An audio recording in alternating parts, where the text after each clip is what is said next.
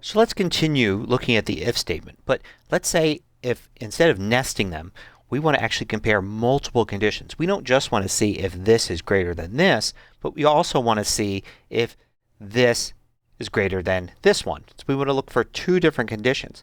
And in that case, you're going to use and or. And we could do that without the if statement. So for instance, we could say equals and then and use and as a function. And let's say 8 is greater than 5. Okay, that's good.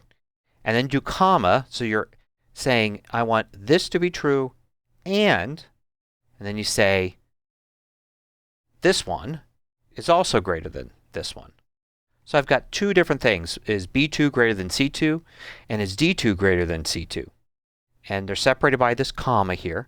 We could look at and under logical info and see that basically it's test expression, and then you could do more. We're only doing two here, but I could put comma and then a third thing or a fourth thing. You can keep going. Now, if I look at the results of that, the result is true.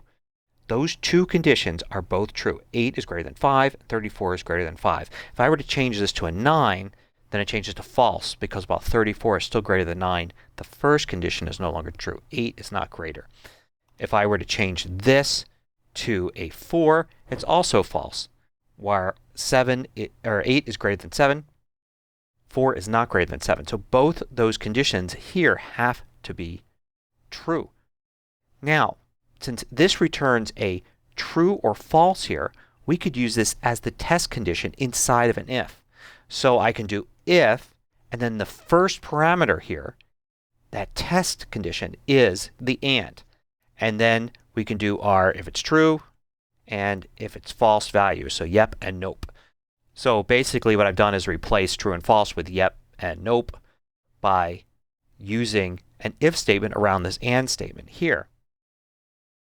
So now it's nope, but if I change this to a 9, it's yep. 8 is greater than 7 and 9 is greater than 7. Or works the same way, but if you're familiar with logical statements, you know that or basically says, I'm going to look at here and there's two different tests.